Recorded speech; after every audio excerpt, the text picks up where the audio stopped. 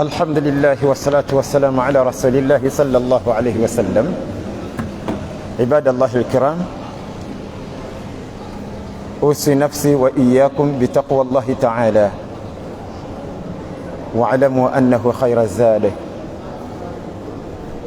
قال الله تعالى: اليوم أكملت لكم دينكم وأتممت عليكم نعمتي ورضيت لكم الإسلام دينا. أي الإسلام؟ قال عنه صلى الله عليه وسلم: بني الإسلام على 5. أي الإسلام هو الذي قال عنه صلى الله عليه وسلم: بني الإسلام على 5: شهادة أن لا إله إلا الله وأن محمدا عبده ورسوله وإقام الصلاة وإيتاء الزكاة وصوم رمضان وحج البيت لمن استطاع إليه سبيلا. أحبائي الكرام، السلام عليكم ورحمة الله وبركاته.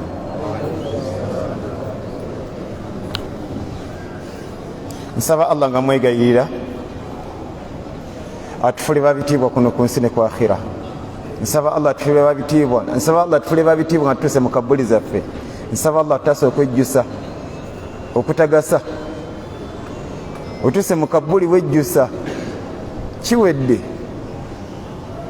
okwejjusa okugasa nga tonnafa n'osobola okutereeza.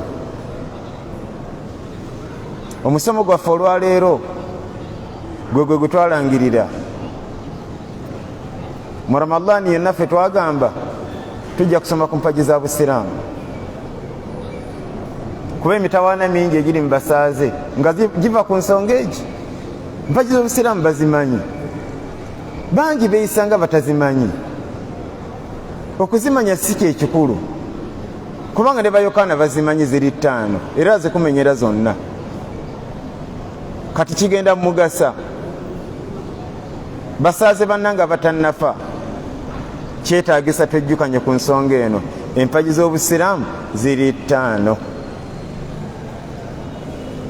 Aha, betwalinawo mu ddalasa eyaggwa nabagamba tujja zoogererako mu nnyingo 4. Ennyingo esooka twagimala etya, twazijjukiza abaddu wadde nga bazimanyi. zezo z'omanyi shahada, swala 5, zaka,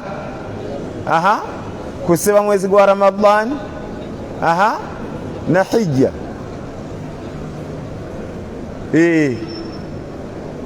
Mu ddalasa eyaggwa twazibajjukiza na bujulizi.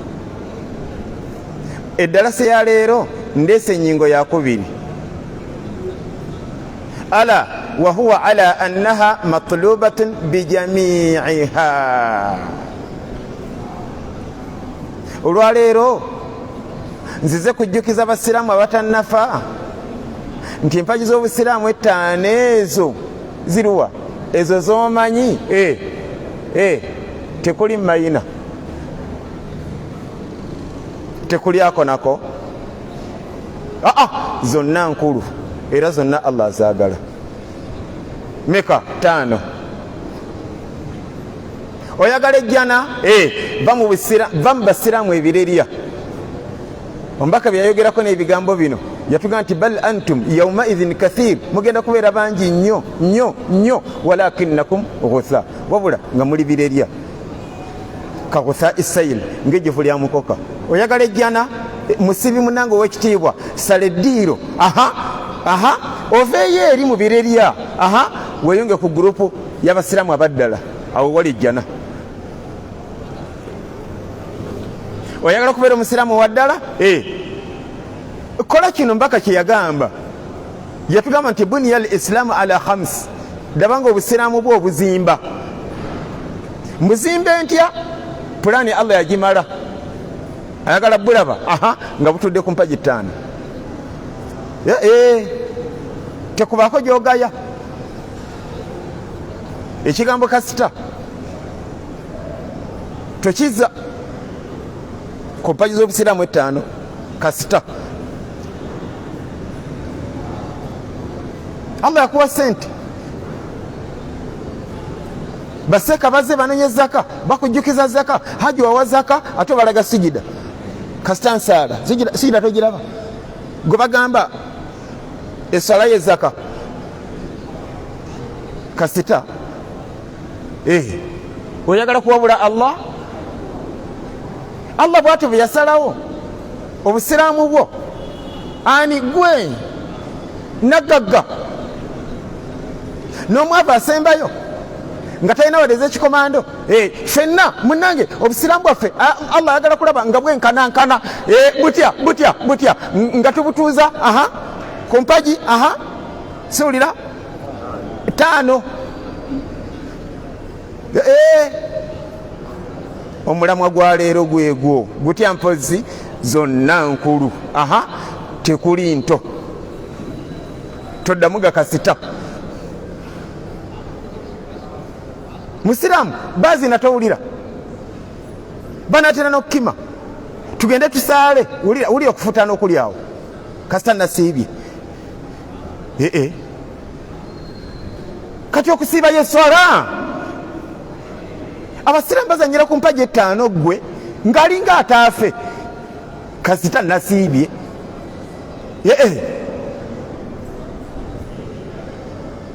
Khadija bazina owulira, Mustafa kati banatera n'okukima. Oli bize mu dduuka lyo, tugende tusaale ko musiraamu atanategeera bukulu bwa mpagiza. Tebaswala munnange, baakala olukala agamba kasita nasiibi. Gwe okusiiba okuzanyisa munnange, waliwo obujulizi buluwa. Ngenda bukulaga kati insha Allah nga bonna butegeeza ku mpagi z'obusiraamu 5 tekuli nto. Siza namansasaana, tewali mpagi eyingira mu ginne waayo, wabula buli mpagi ntongole, buli mpagi. Kankigambe bwentyo nga bwe nnumiriza abasaaze bonna abatannafa, abagagga n'abaavu, bannakyalo, ekibamanyiddwako mu sizoni y'enkuba babeera bize mu kukola ntangawuzi na kutema bikata, tebasaala jjuma ne beerabira. Nti omubaka yagamba mu hadisi eri mu Bukhari ne Muslim, yatuga nti bunya al islam ala 5. Obusiraamu bwazimbibwa ku mpagi 5. Meka? 5.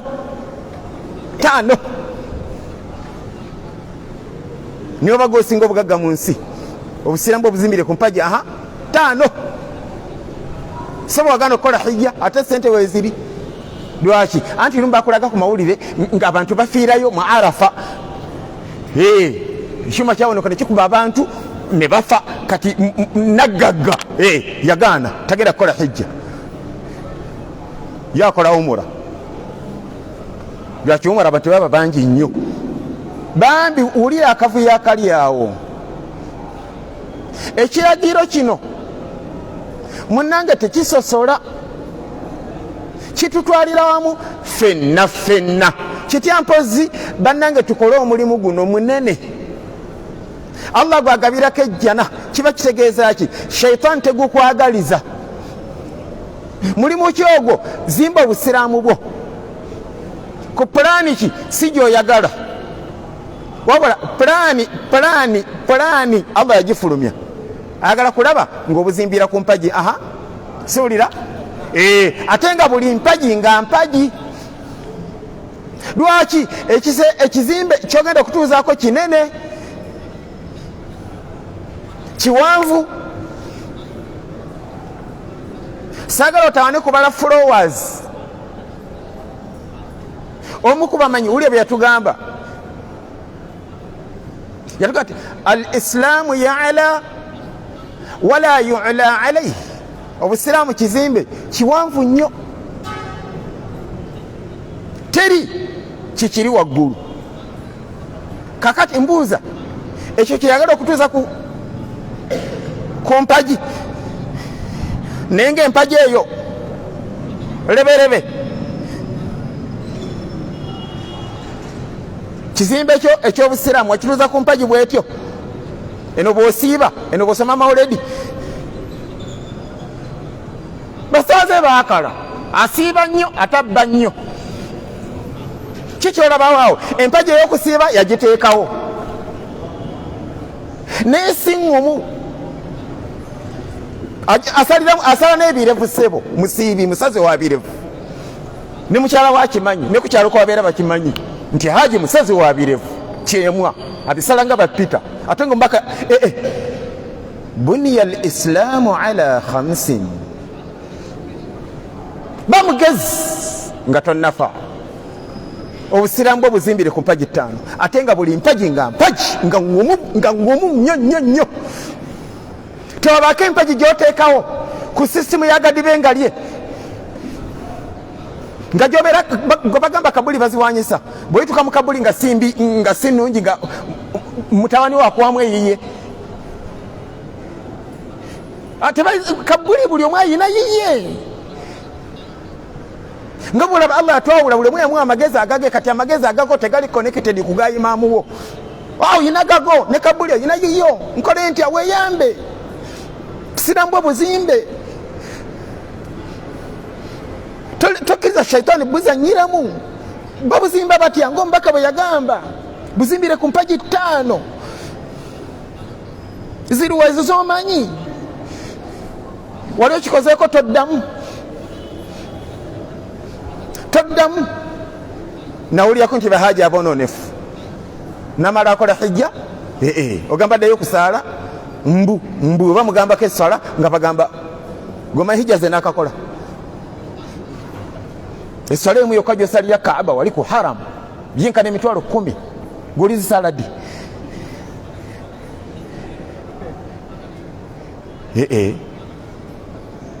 Obusiraamu Haji wabuzimbira ku mpagi mmeka gwe? Allah bwagabirako ejjana babuzimbira ku mpagi mmeka? Wakola hijja sigaana naye kati sooka naawe olaba okumanya okufuutaana okwo nze binyiiza bimpisa bubi nenga tomanyi nti ojja kufa. Kati hijja yesala wakola hijja sigaana kati ziri 36 naye buli mpagi ntongole, buli mpagi towabula Allah buli mpagi agyetaaga matlubatun bijamiiha. Tewali mpagi nga yo nto nga yo mayina engeri gye wakola hijja kakati munnange ebyessala gwe tebikwatako nedda eyo enjigiriza shaitani yagikuwa. Omusomesa w'ensi eno yatugamba atya buniya al islaamu ala 5. Oli mugagga oba oli mwavu nakino kankigambe tomanyi bijja mu maaso awo. Buyinza okukerenca nga oli pulezidenti nga gwe pulezidenti w'egindi nawe no hadisi ekwatako dabanga obusiraamu bwo obuzimbira ku mpagi 5 balabe nga amagye gasazeeko wali.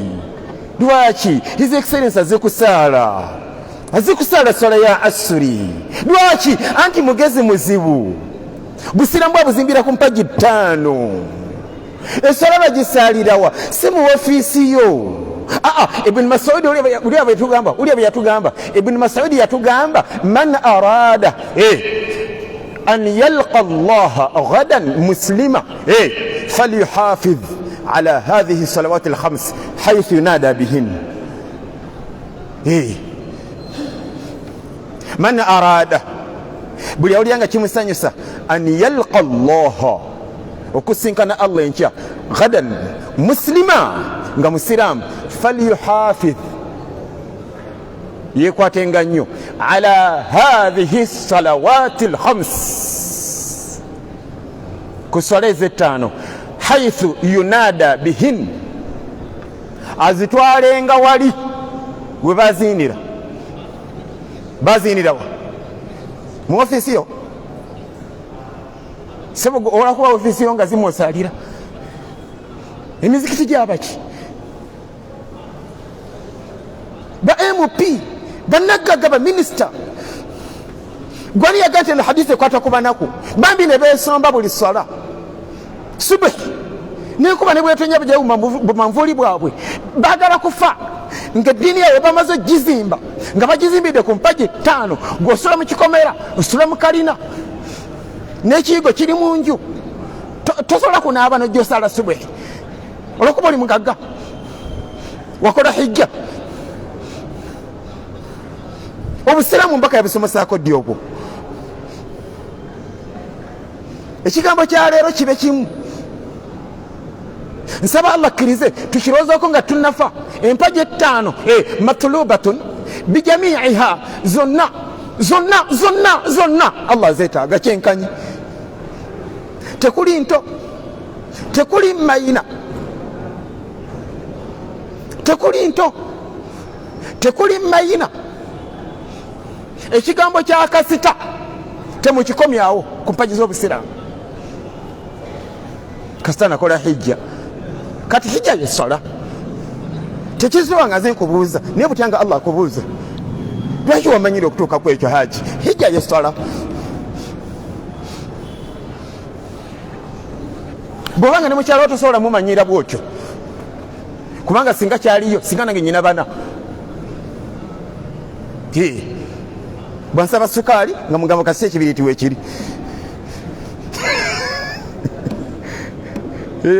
haje munange ate kati school fees w'abaana kasita sukaali waali kasita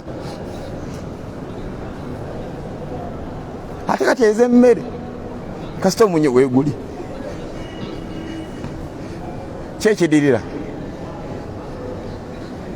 takuwa khulu n'avaayo namanti nalifumbiddwa mume omusaba kina awoza kasita nze yansobera omwami wange obufumbo bwannemye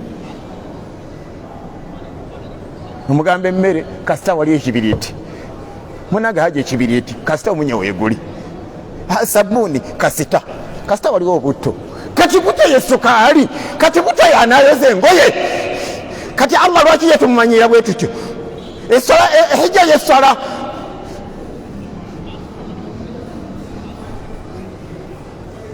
munange sola kasita nasiibi kati okusiiba yesola munange zaka atulaga sijida kasita nsala atulaba sijida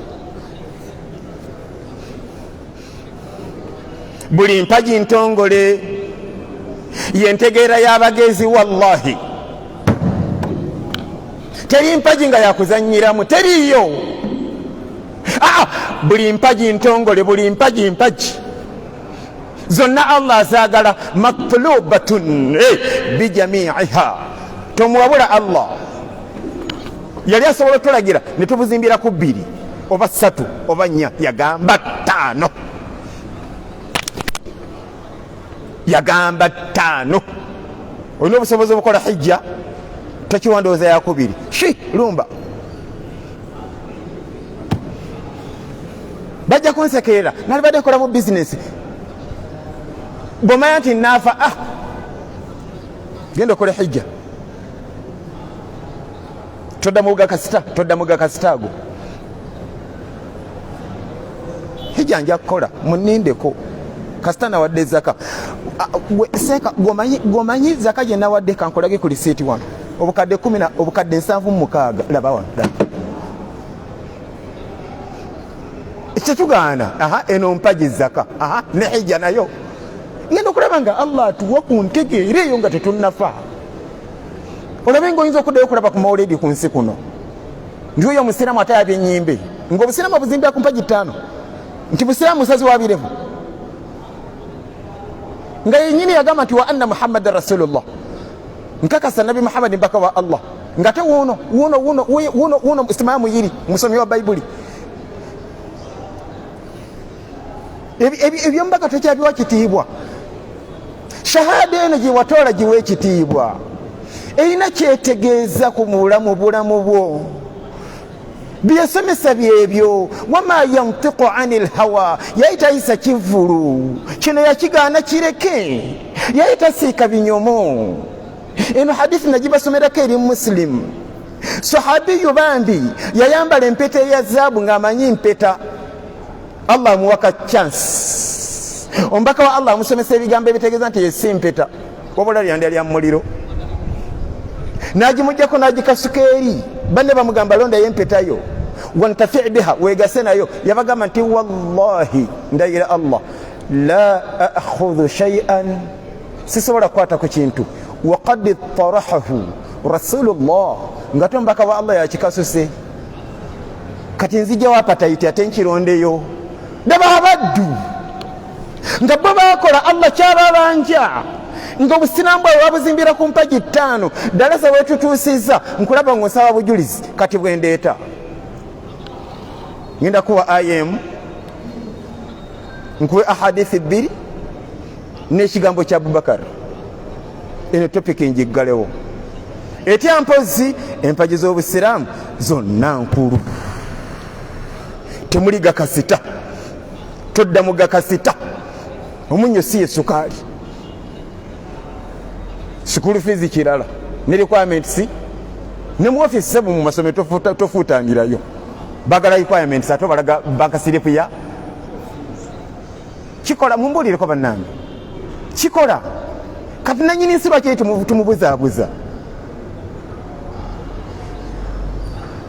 school fees kirala ne requirements kirala era byombi babirambika bulungi sasula ali bino sasulina bino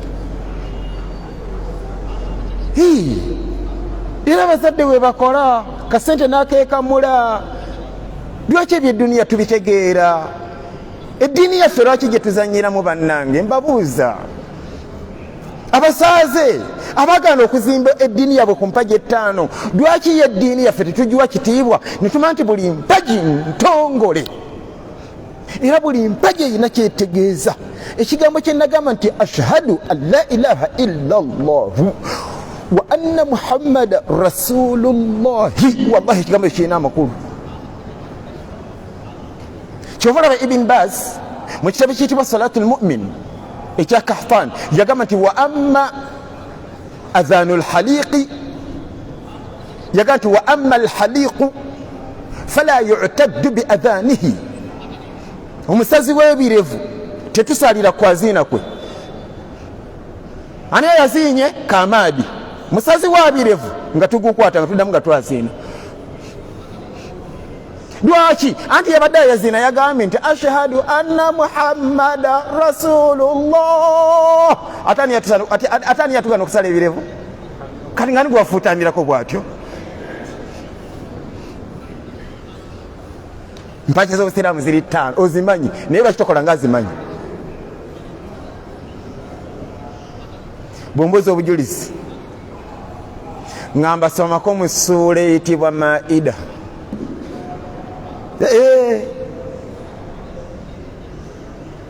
mu surati Maida ntegeeza aya eyokusatu etandika bweti nti hurrimat alaykum almaytatu waddamu walahmu alkhinziri wama uhilla lighayri llahi bihi walmunkhaniqa eyo aya ngamba bw'oba oli musaze wa Tarawiya bagikusomedde aya eyo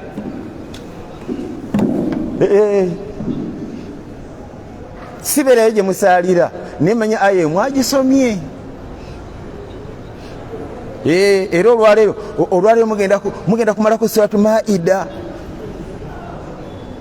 neyo aya mwagikombyeko حرمت عليكم الميتة والدم ولحم الخنزير وما أهل لغير الله به والمنخنقة والموقوذة والمتردية والنطيحة وما أكل السبع إلا ما ذكيتم وما ذبح على النسب وأن تستقسموا بالأزلام ذلكم فسق.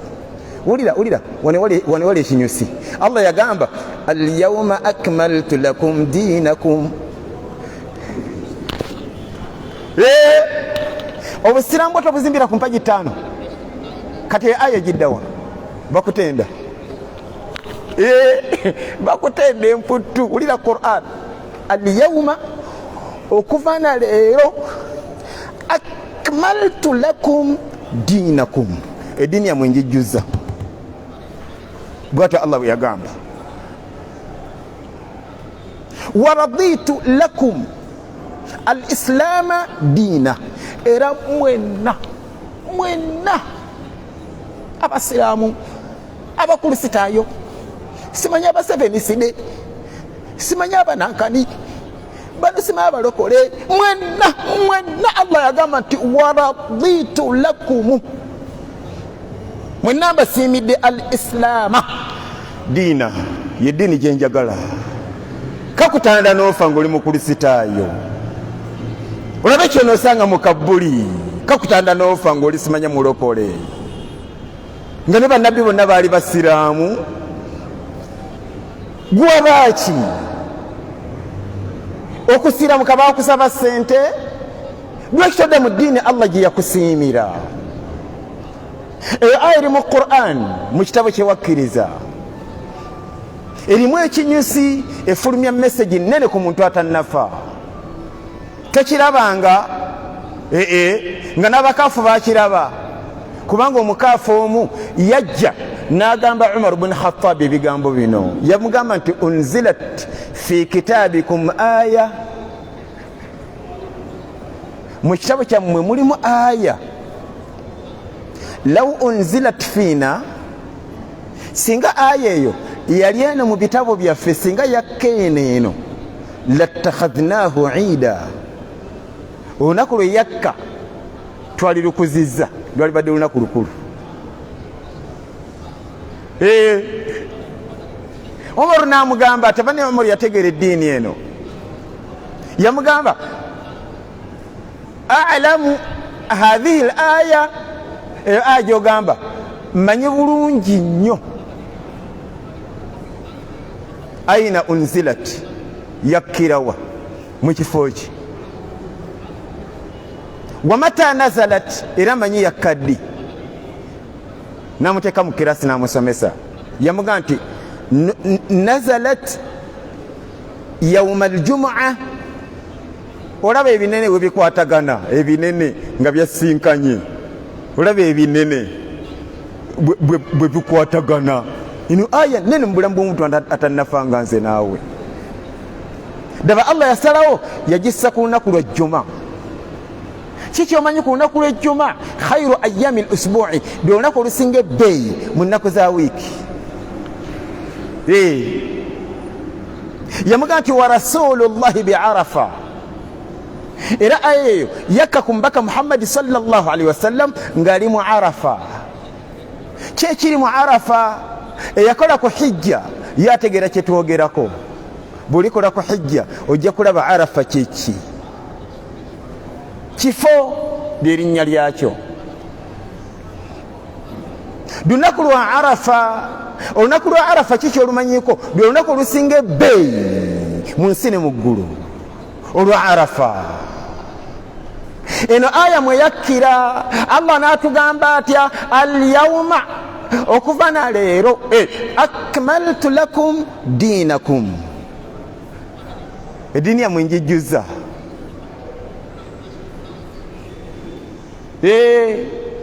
Wa atmamtu alaykum ni'mati, era ekyengera kyange nkijjuza ku mmwe. Wa raditu lakum, mbasiimidde al-islaama. Ebya Allah birikkiriya, bikubuzaabuza, gwebuzaabuza, banno nga babitegeera. Wa raditu lakum, daba eyatonda abantu bonna, abazungu n'abaddugavu, eyatonda abantu bonna, abagagga n'abaavu, abafuzi ne be bafuga, eyatutonda ffenna, yatugamba nti wa raditu lakum. Gambye aya 3, gambye aya emu ne hadithi 2 n'ekigambo kya Abubakar. Mbadde manyi mu ddalasa yaffe ngenda biggusa, nsaba Allah tusinkanye tutandikirawo. Tulabe ddala aya eno eraga etya nti obusiraamu buzimbwa ku mpagi 5. Kitagisamu okunnyonnyolawo na bwino insha Allah mu ddalasa ejja. Assalamu alaikum wa rahmatullahi wa barakatuh. Subhanaka Allahumma bihamdik ashhadu an la ilaha illa ant astaghfiruka wa atubu ilaik.